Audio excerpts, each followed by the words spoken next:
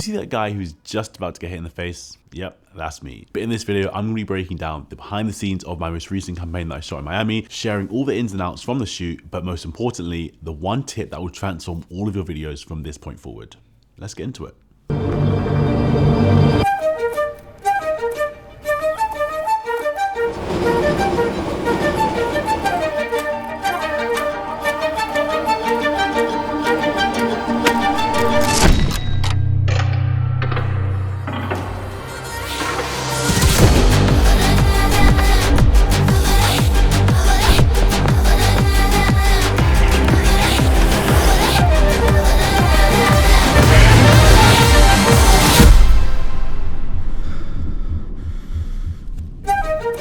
So I hope you enjoyed that little piece I put together. There were loads of videos that were made from this campaign and there's no point me showing all of them, so I thought let's just make one big one so you can watch. So to run you through the campaign and give you a little bit of context, WIT is a sports multi-brand retailer that also have their own clothing brand. They collaborated with Represent, which is a high-end fashion brand that has a sub-brand called Team 24/7. The goal of the campaign, obviously to sell the clothes, but in this video we're trying to show the durability, the high quality, and obviously the great look of these clothes. Now getting into the juicy bits that I've received loads of questions about already, what gear did I use to shoot this? Well, it was very run and gun. Very run and gun. Like 24 hours before the shoot, I didn't actually know I was shooting it. I was meant to be doing BTS, but hey, we got to roll with what we got. The camera I used was my trusty Sony FX3, and the main lens that I used was the Sigma 24mm 1.4, the new one that is being used right now again.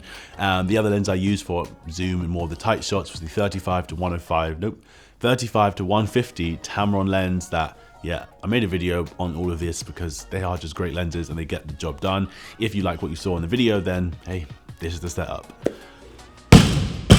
For audio and sound design, I used my trusty Sennheiser, I think it's the MKE 600, but yeah, I'll put it down here.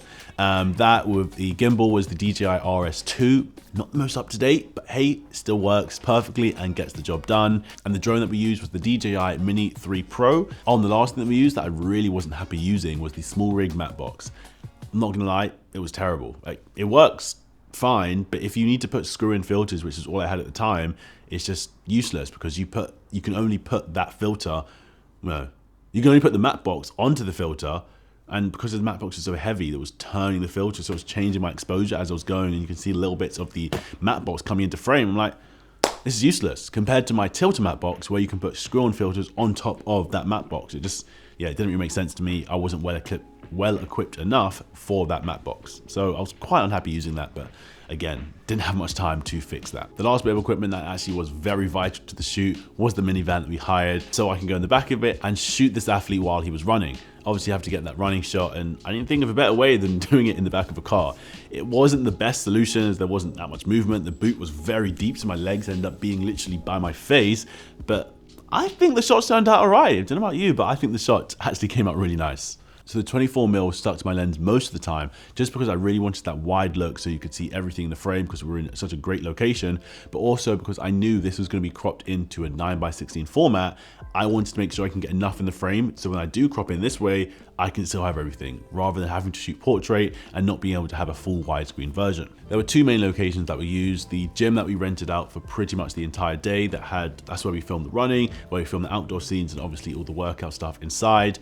And then the underpass that we went to in, I think it was downtown Miami, just to get that more of the lifestyle look, all of the bridges going over. Really cool spaces that I'm so envious of, because you can't get any locations like these in London. It's always great, it's raining, it's just boring. Need to shoot in Miami more. The palm trees, the blue skies, oof, I was being spoiled.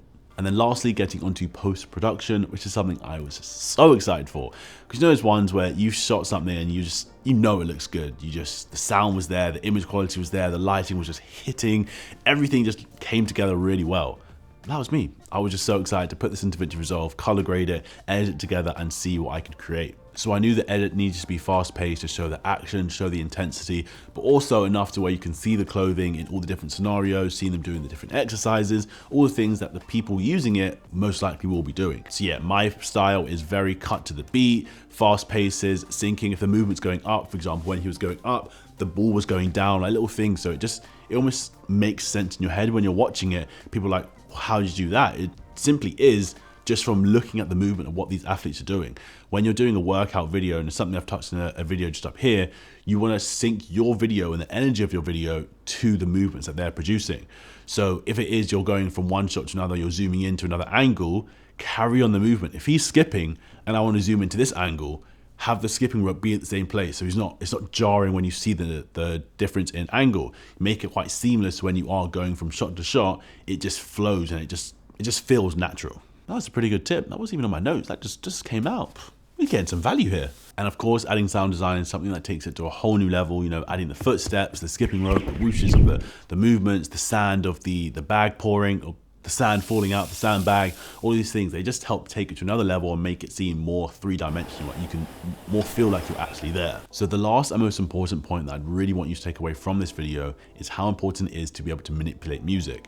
Now, I'm not going to get into the music choices and the feelings that it invokes depending on what music you use, but more actually just strictly talking about the music and editing that said music. The tracks that I use for my videos is never made for my videos. It's tracks that I'm using and putting into my videos because they work well, but they're never perfectly made to rise and drop when I need them to.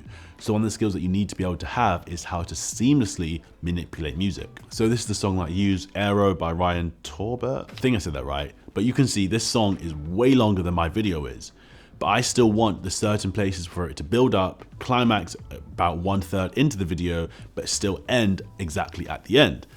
Don't you just love it when you get to editing and you realize you didn't actually start the screen recording?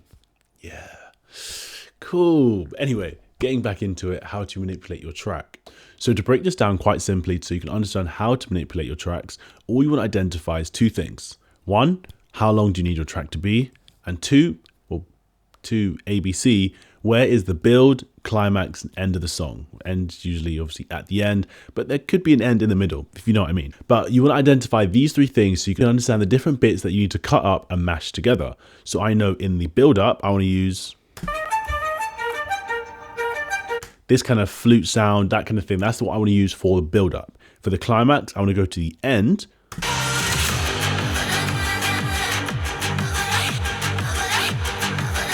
And use that bit where the song really drops. You can see the energy is really high and just matches that part. So if I go ahead and mark these, I have the build here, I have the main climax here, and then we find the end of the song. Yeah, pretty good end. So now that I've identified the three parts of the song that I want to use, obviously I only have 30 seconds, so I can't actually use every part of the build up, every part of the climax, and the end is kind of the end, but I can't use all of the parts, so I have to now cut this down and mash them together. So if we go ahead and look down here, starting with the build up, come to the beginning of the song, we'll cut out that bit and we'll go to here. Cool. And we want to let that play through around 2 times just to get into it. That's once.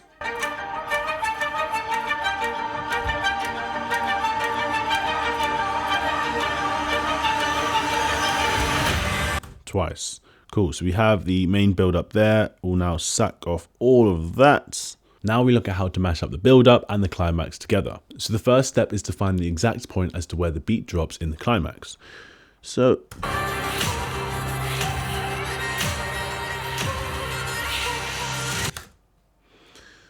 let's say it's about there. We stretch this.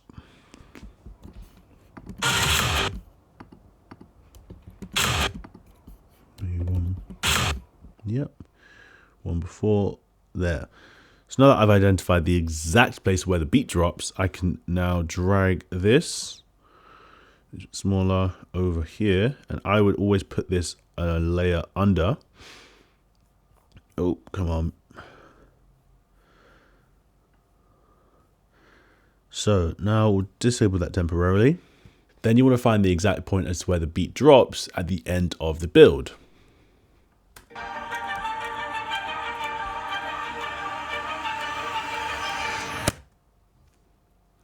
There's where you hear that beat drop is cool. So that is where that part of the beat drops. So now if we line up those 2 markers, hide that, hide that.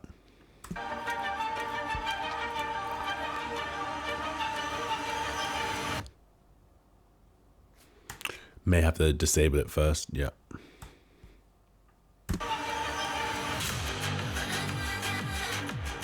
One more time.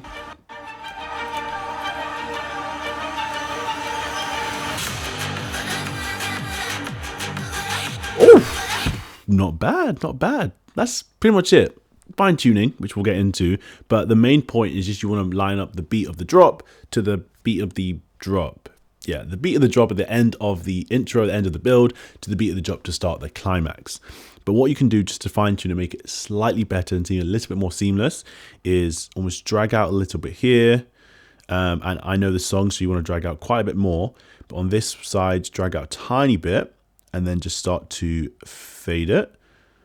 On this song, usually you'll do the same on the climax as well, where you drag a small bit and then fade it as well. But because this song has a small, not a countdown, but you hear the voice of the girl who's singing start to come in, you don't want to cut that off. So you can actually drag this out a bit more. So if we listen to just that.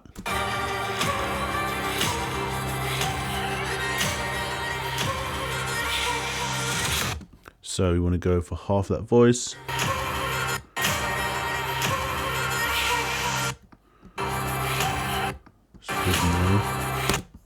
From about there, then we'll start to fade that. So we'll go a tiny bit longer, bring that back in, and here's what we have.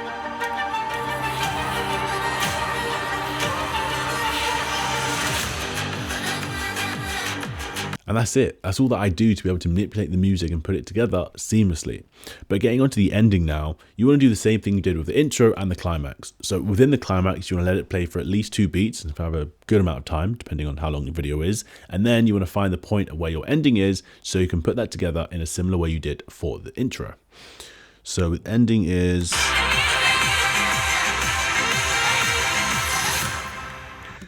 So I know that I won't want to drop it right at the end.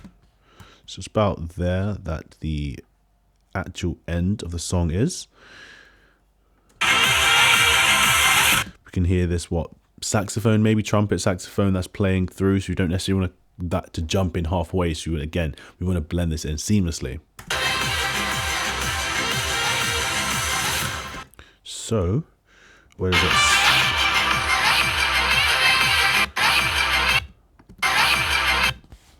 So let's take about there, for example. We can now put it on this layer, disable that.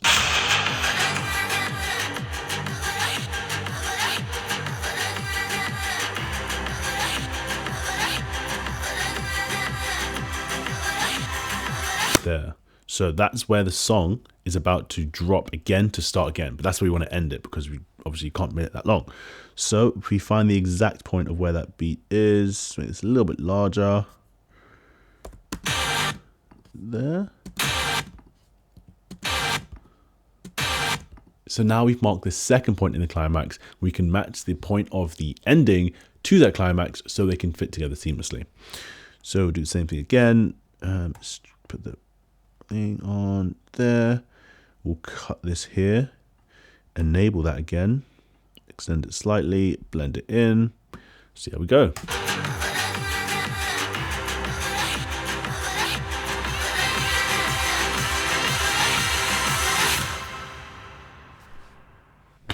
That's it.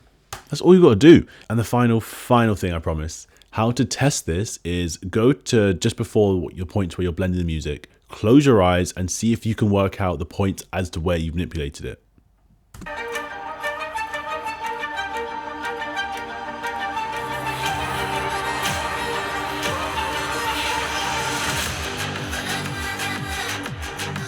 Pretty good. Pretty good. Not perfect. What I would do to change this would be bring this in slightly later, keyframe that. Oh, wrong song. Keyframe this and have the volume just a little quieter.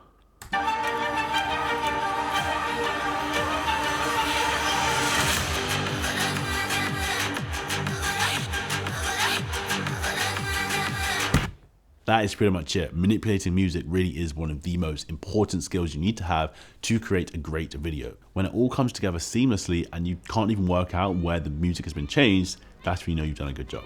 I'm using the window light and it's getting very dark, so I'm gonna end it here. If you have got a lesson, laugh, or a light bulb moment, I'd really appreciate it if you drop a like down below. Let me know what you thought of my director's cut in the comments down below, but I really appreciate if you drop a like. Nope, I've already said that. Yeah, just do all those things. Maybe subscribe if you've got some value. You know the drill. But yeah, I'll catch you in the next one. See ya.